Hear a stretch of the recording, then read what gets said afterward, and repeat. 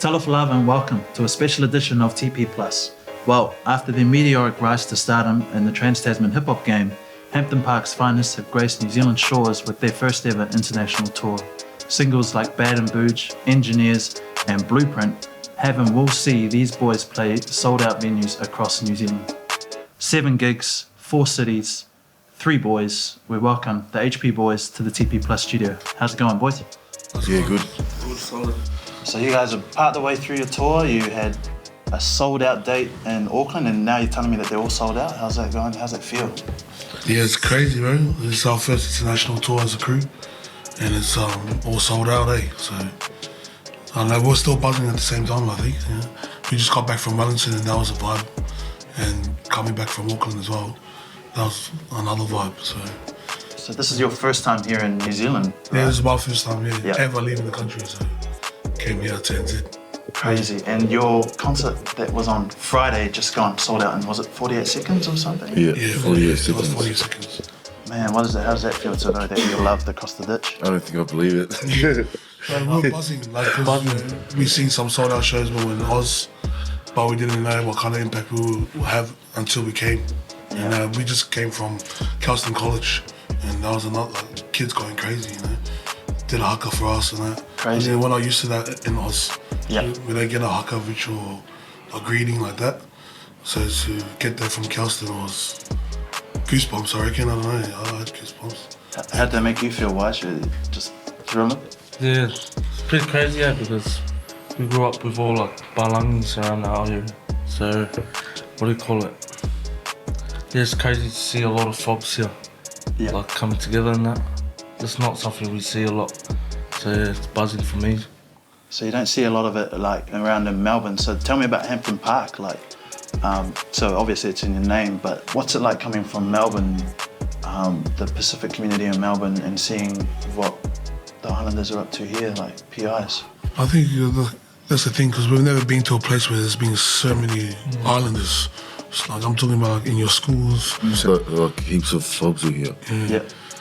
So when we did come, like seeing islanders on the street, homeless, like that, I was shocked big time. Because in Oz, like, you would never catch like your Not grandma one in a homeless. nursing home or nothing like that. Like, Not one homeless not islander. one homeless islander, like, because Brisbane, Sydney, Melbourne. You look never. after each other, like you just have to, because we're in a far. Like, I guess when you're islander, you're far away from home. You know, especially if our grandparents, or my grandparents moved over. You know, so like, I don't know. I've always seen, like, my grandparents tell me, look after your family, never let them on the street. So when that we come here, but I guess the population of islanders is so big here that you kind of have a little population of poverty in the Samoa or in the islander community, you know. So that's still shocking to us, you know, honest.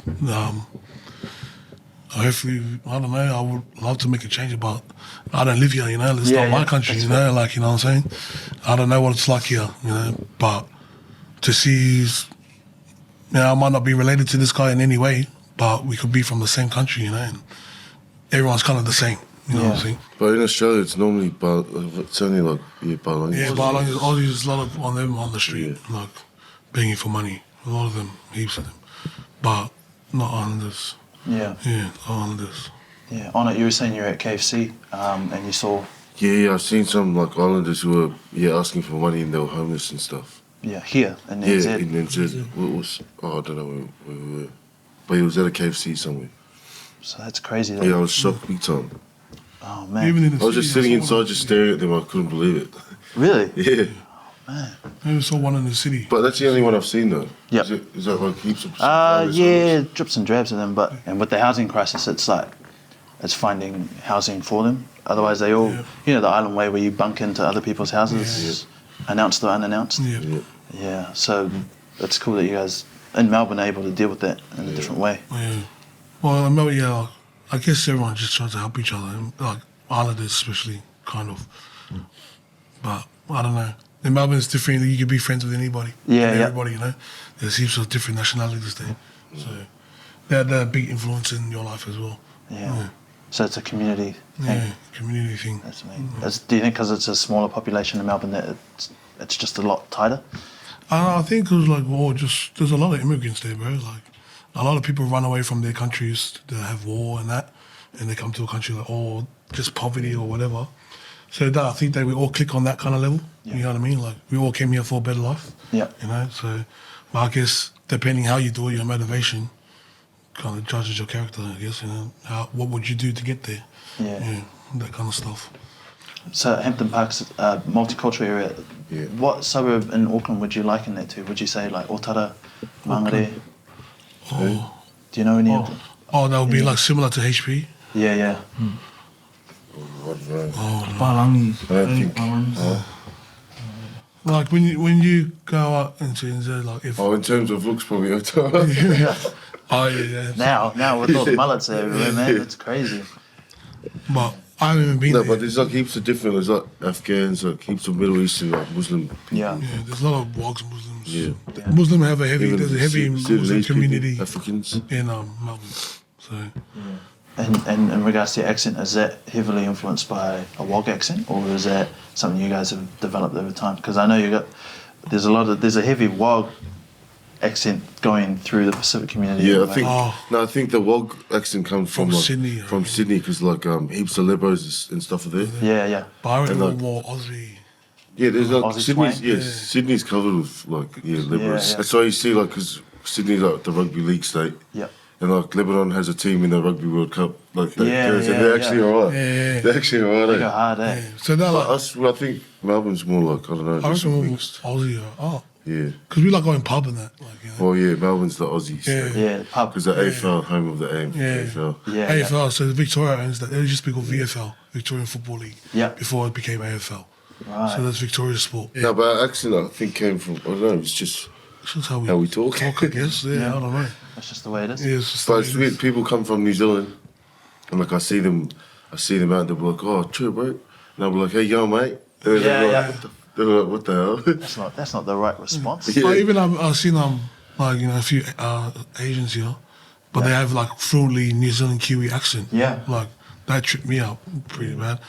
I was like, there's actually other cultures that were born and raised here. Yeah, generational Yeah. stuff, eh? Yeah. That's crazy. So you get some islanders that have the real fresh accents, and then you get other islanders that have kind of like honed their pronunciation. And Well, even Manu Tuilangi has an English accent, eh? yeah. Manu, English twang, yeah. Manu's accent is real strong, Yeah. but it just depends on nature versus nurture, eh? Well, I guess so. Because like you guys say we got accent, but I can't tell. Like I don't know what you guys are hearing that you figure. I keep forgetting I'm in New Zealand. Every time I hear someone talk, I'm like, "Oh, that's right." New Zealand. Kiwi. Yeah. But what's life like in Hampton Park that we don't know about here in New Zealand? Well, it's multicultural, it's real diverse. But in saying that, there's a lot of immigrants, like you say. Like, you know, it's not, even though there is a lot of white Balangis in there, but there's also a lot of immigrants that like add to the culture, because we can't really say that Hampton Park is the island way. You know what I mean? We can't say that. Like, we can't say Samoans own Hampton Park. There's no way we can say that. But everyone puts in their, like, everyone chips in their kind of work, and like, if you guys get along, we get along, you know. And Hampton Park's a massive community for us. Yeah. You know, all of us have been in and out of Hampton Park all our lives, so yeah, it's a massive, big deal to us to rep Hampton Park. Yeah. How does the set feel about that on it? Like, It is- have they talked to you about what it means to see the six on the jerseys and whatnot? Yeah, everyone's proud, eh?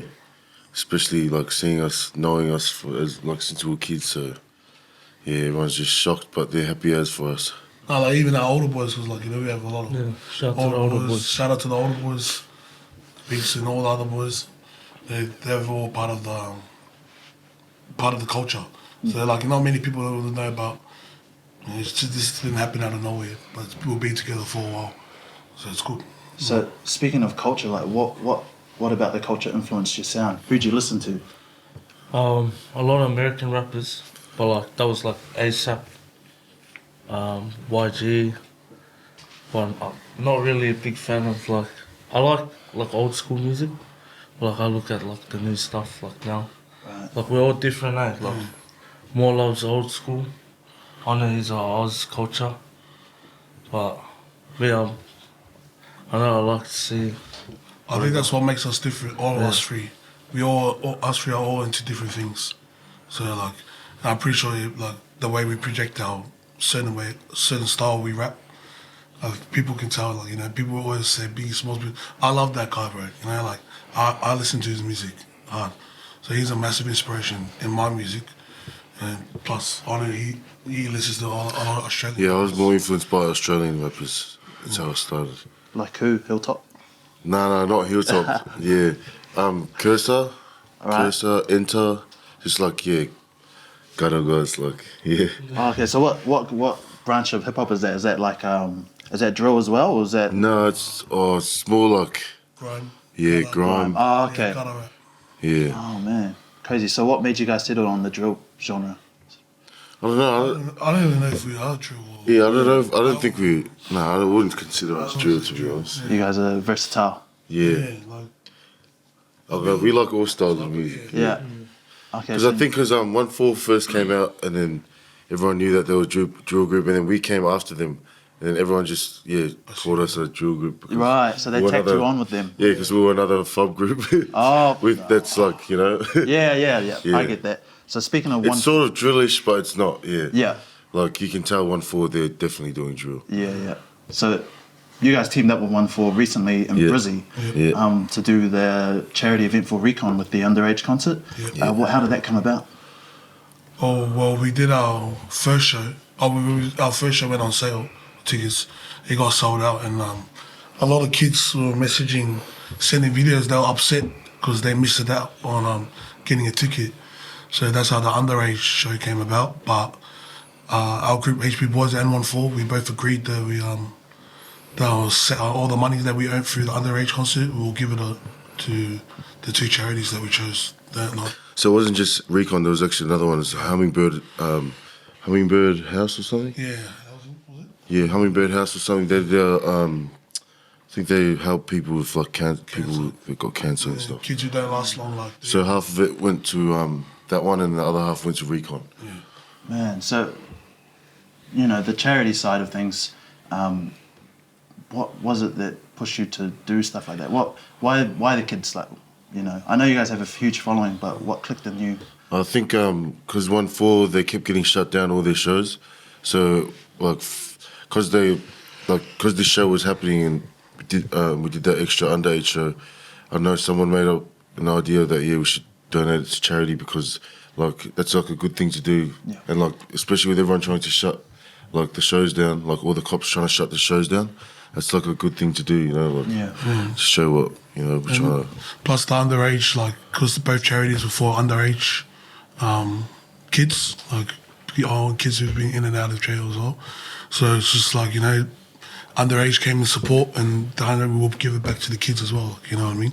They're like our biggest fans, kind of. The kids. And I got kids myself. That's the next generation. So if we could inspire them, it'll be good, mate. So that's how I see it anyway. Yeah. Speaking of giving back, I know you guys were sort of raised in the same household. You guys are all cousins. Growing up, were you guys like rap battling in the backyard, front yard? No. Fighting each other. Yeah, just fighting each fighting other. Just full on. Yeah. Tough love. No, but we always had music like in us, Yeah. But we didn't try rapping until like we were teenagers. So what clicked for you to want to take this on as a career? Oh, I think I seen like, I don't know, just listening to rap, and then I thought I'd just try it. Like I think when I was like 14 or something, Why not? I just thought I'd give it a crack. Yeah. Well, these two showed me rap first, like the style, and I was like, I want to get onto this, like, because we all like music anyway. Yeah. Not just rap, like we love our folk jams, we love the sound of guitar. I guess, like it's reminds you of home kind of thing. So we like that style. Yeah. And speaking of style, I mean, I've never seen so many mullets like in Auckland alone. You guys have brought it in, and what has that meant for you to just influence a whole cohort of kids to get this done in their It's crazy. It's crazy because like when we do like our music, when we don't know that it's gonna impact them, and like to see mullets everywhere, and for them like looking at us, it's I don't know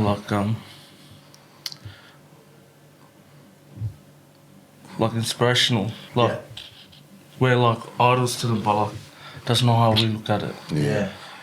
So yeah. 100. because getting a mullet in Oz is not really a big deal. It's like Standard. a lot of the Aussies, like you go to the pub and like you see the oldest, they rocking mullets too.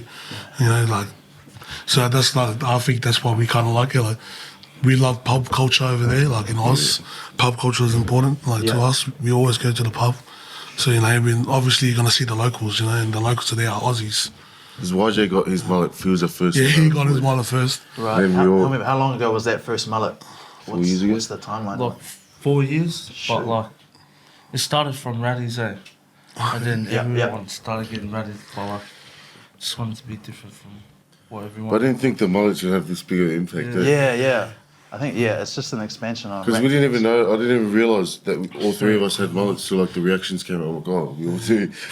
And then they realised that 'Cause, like, all the boys got it. Yeah. So, It's just standard issue. Yeah. In the 6, was it? Yeah. yeah.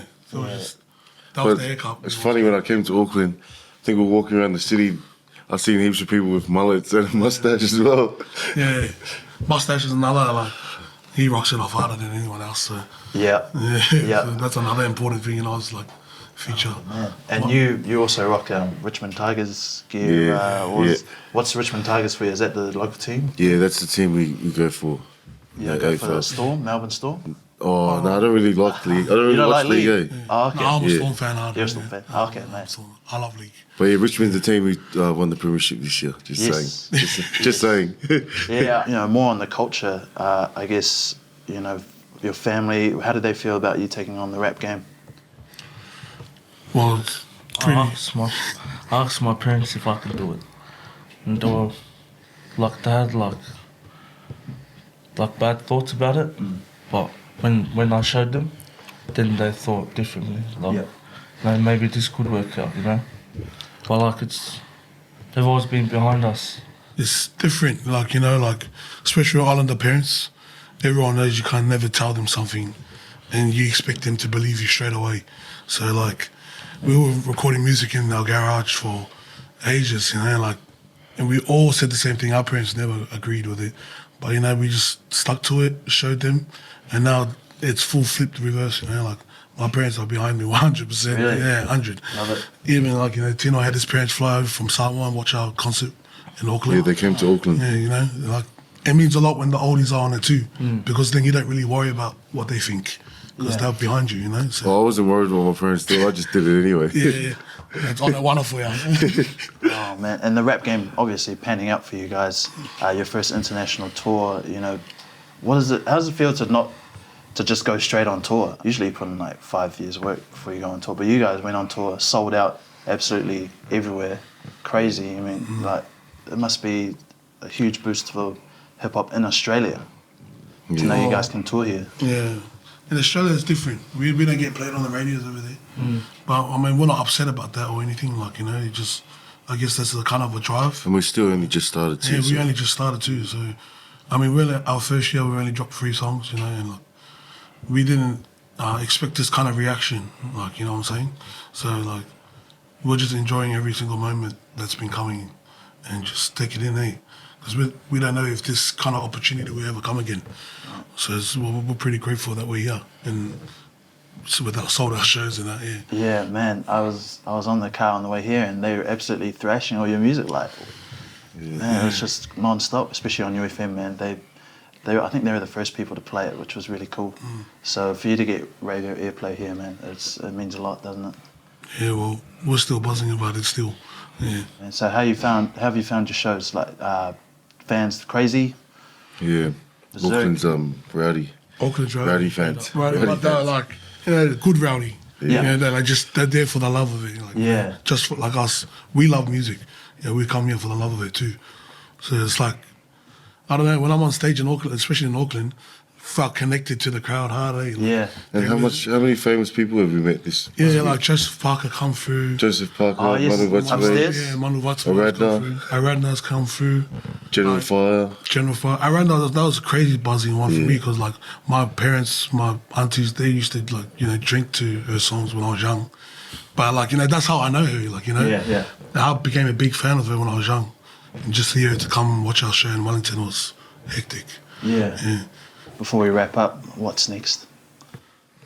On it? We got one more song coming.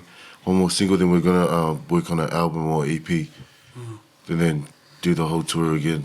You know, to me, when I was rapping, I always look forward to rap to the boys. You know, the boys always like, you know. So like for us to come rap outside of my crew, you kind of get nervous because you don't know how certain people will react to your music. Your boys will always be your boys, you know. But it's crazy now. But I love, Especially because they're honest. If you Yeah. rap, Oh, yeah. they still do it to us now. Yeah. Sometimes we show them something, bro. That's shit. Yeah, like you know, that's another thing of our group. Honesty is a massive, honesty is a massive thing in our group. I mean, I know he's being honest with his words and that, you know, but you know, that's how we talk in our, you know, in our studio time. Like, you got to be honest because like we all help each other, you know, like we elevate each other. Like that's the goal at the end of the day. We push each other up. You know, we don't really mean to be mean, you know, it's just out of the goodness of your heart. Like when your dad gives you a hiding or something, he tells you he loves you at the end, you know, it's like similar like that. Yeah. The only way is up. Lastly, any shout outs that you want to put out there, just straight to that camera? Shout out to all my family at home in Melbourne. It's been a long time. I've never been this away from home this long before. So I miss all the boys. Shout out to Six Boys. Shout out to all the oldest. You want to say something? Wash. Shout out to my parents. Shout out to all the boys. And shout out to all the fans that showed love at our NZ tour. Yeah. Shout out to the boys in Lockup. Sass, Licky, Alpha, this, that, Gotti. And shout out to my kids. I miss you. Shout out to my kids. Melody and Mason. I miss you. Shout out to Hevani, my daughter. Nice. Well, that wraps it up here today for TP Plus. Thank you to the HP boys for coming in. I know it's been really busy. You guys have been all over Auckland, all over New Zealand, and you guys are still midway through your tour. Yeah, we've got so some more shows. all the best with that, man. It's Thank good to you. know you guys sold out. Yeah. Thanks for having us, man. Thanks for having us. Thank you. Thanks for having us. Yeah, man.